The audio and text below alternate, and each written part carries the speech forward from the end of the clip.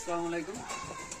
Flood reconstruction emergency assistance project feed প্রকল্পের আওতায় হচ্ছে আমাদের আজকে বালাগঞ্জ উপজেলা একটা ড্রায়ার মেশিন, আসলে একটা মাত্র ড্রায়ার মেশিন, সেটা কিন্তু আজকে আমাদের এখানে সেটিং করা হলো। তো এই ড্রায়ার মেশিনটা হচ্ছে আমাদের হাওরের জন্য কিন্তু খুবই গুরুত্বপূর্ণ, কারণ হচ্ছে এই হাওরে আমরা যখন গরু ধান কর্তন করা হয় তখন দেখা যায় যে আমাদের ফ্লাড হয়, অথবা বৃষ্টির কারণে ধান কিন্তু আসলে শুকানো এই সময়টা খুবই সমস্যা।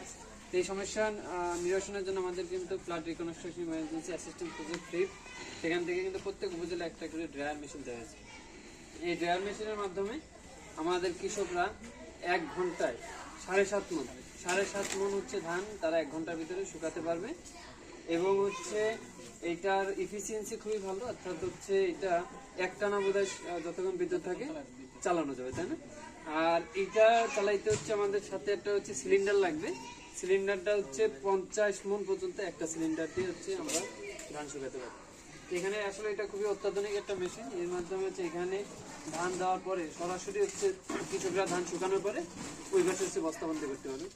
তো আমরা আশা করি আমাদের বালাগঞ্জ উপজেলায় একটা আছে, আমাদের যারা এই অসময়ে যারা হচ্ছে ওই বড় মৌসুমে যাদের হচ্ছে ধান শুকাতে যাদের সমস্যা হবে, আমরা আশা করি যে তারা এই মেশিনটা ব্যবহার করে ধান শুকাতে পারবে এবং এই অঞ্চলের এই ইউনিয়নের যারা কৃষক আছে তারা এটা দিয়ে উপকৃত হবে। ধন্যবাদ।